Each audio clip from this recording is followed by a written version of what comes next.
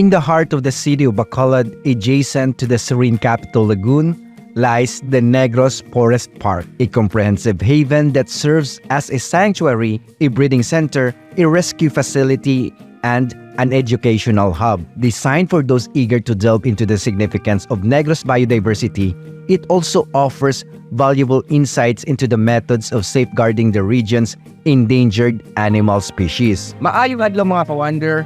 Ini naman ang inyong alagad si Radyoman Patrick Bucabal, your wandering Negrense. And we're here today at Negros Forest Park. Together with me, Kim Listener.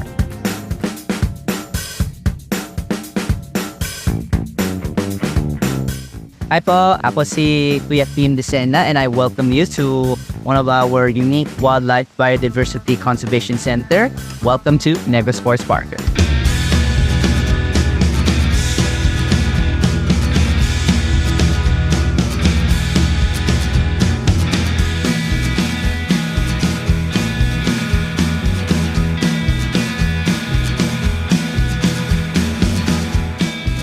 Alright, so quick pause mga ka-wonder. Let me share this with you. Blue Turna Plus capsule.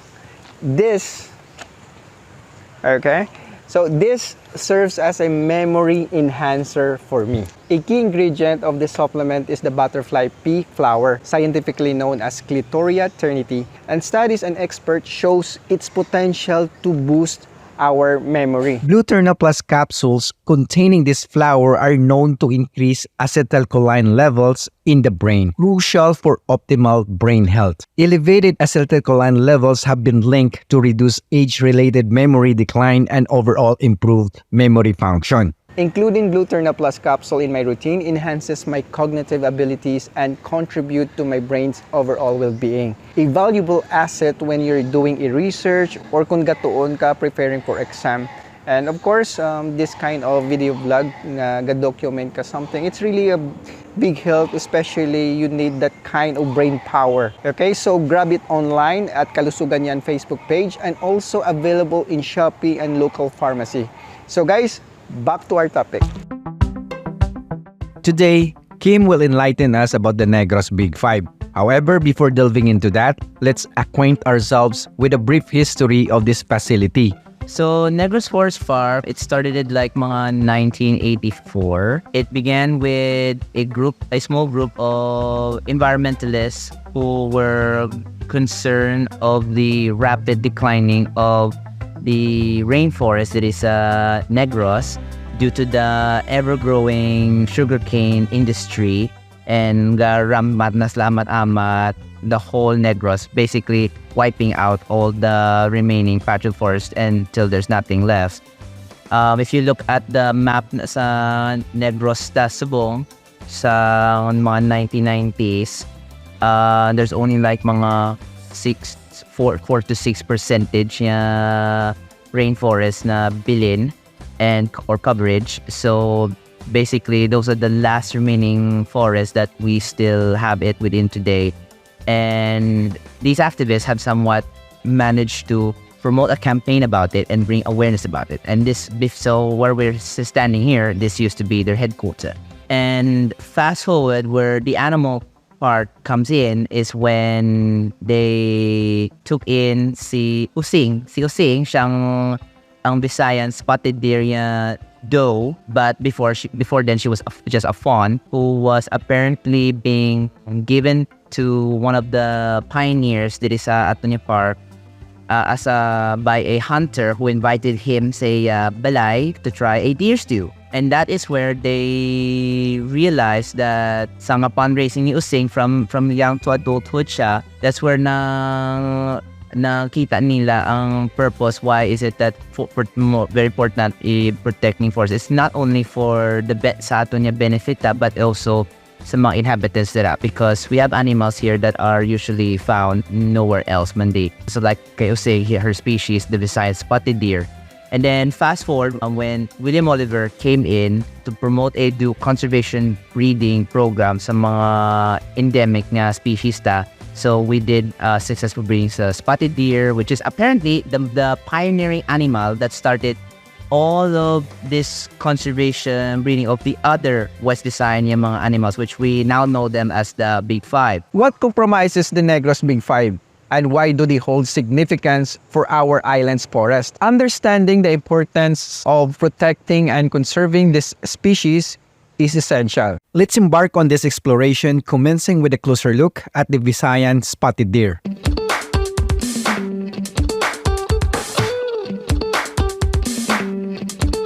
This is the enclosure sa atin niya Rusa albridae or the Visayan spotted deer. So these are the deers one of the 3 deers that I mentioned before.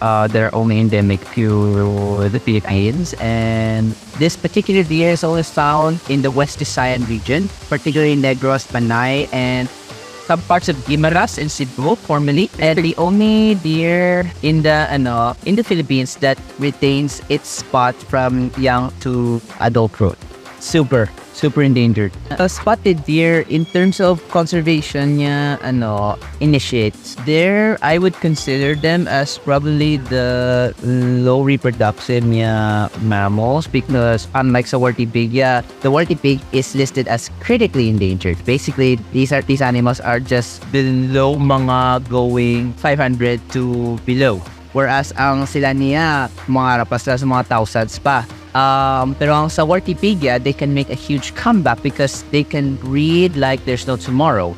A single female can breed twice and can produce like anywhere from 4 to 6 piglets within that year. Whereas ang spotted deer, they can only have 1 offspring a year. So ang ila reproduction very, very low. So that brings quite a challenge in of preserving the species. The only best bet lang is preserve mo lang yung natural habitat nila, at the same time i-limit lang ang i-restrict mo lang ang hunting sa usa. I sought insights from Kim about the main predators threatening the population of Visayan spotted deer. He explained that snakes, particularly the large reticulated python and large eagles, pose a threat primarily only to the fawns. However, he emphasizes that the predominant and significant threat to their numbers is posed by us humans. The next big 5 here is the iconic Walden's hornbill, or the rufous-headed hornbill. So this hornbill here is only found in Negros and Panay, and they're considered to be the second most endangered hornbill in the world. Prior that, these hornbills their numbers in the wild had been declined due to unregulated hunting and at the same time rampant deforestation. What cause of their endangerment is that these hornbills, they're quite of a specialist type of hornbill, meaning they kind of like things consistent in their place. So in the wild, they would nest on the same tree hole that they use for generations. They would harvest the berries or the fruit trees that they use it for generation, and so on. And if you take it away from them, it kind of throws them off, and basically this bird will lose its its cool, and then it might force it to go to other places which would compete with other hornbills and ever more exposure na sa mga poachers, the hunters. Okay, so the next big 5 we have here is the Visayan terrictic hornbill, or the Visayan hornbill. This species of hornbill is also found here in Negros and Panay, and they're considered to be one of the smallest hornbills in the Philippines, and they're quite beautiful as well because these hornbills have this amazing colored, almost like a tattooed beak. And unlike the rufous-headed hornbill, these hornbills, you can probably still see many sa ila sa wild. And unfortunately, because of their small size, they're often being collected from the wild as pets.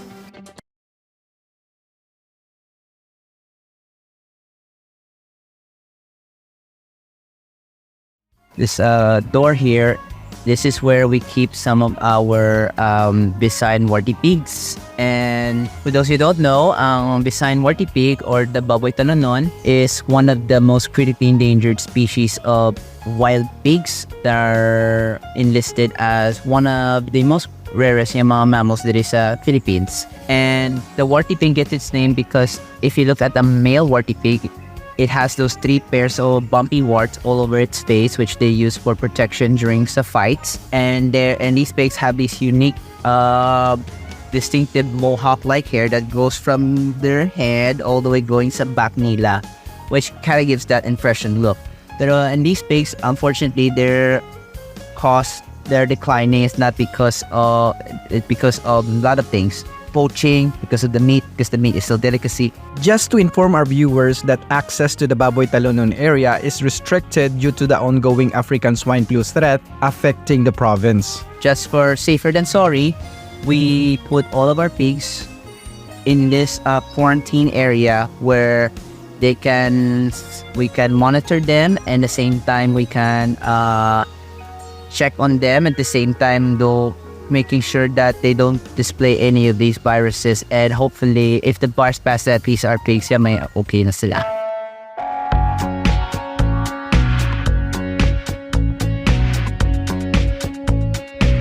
Okay, so the last pig fight that we have here in Negros Forest would be perhaps one of the rarest pigeons in the world. This is the Negros breeding heart dove, or the Negros breeding heart pigeon. This particular pigeon or dove gets its name by its distinctive red coloration in its chest, which they use it for many purposes.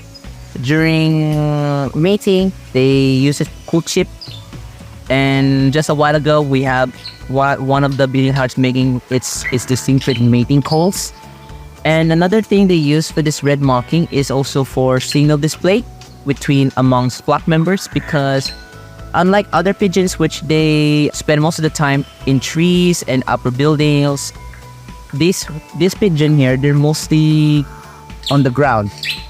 And that's where their scientific name comes in. Gallicolumba Ki.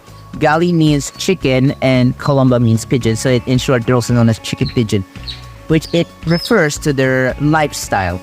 They spend most of the time on the ground foraging and do their matings and all that stuff. And by nighttime, they fly into the trees for roosting, which they are come into contact with their main predator, which is the Bisine leopard cat. And unfortunately, this bird here had lost most of its habitat range due to a lot of things. Deforestation and introduced cats and dogs, and of course, people hunting and surfing.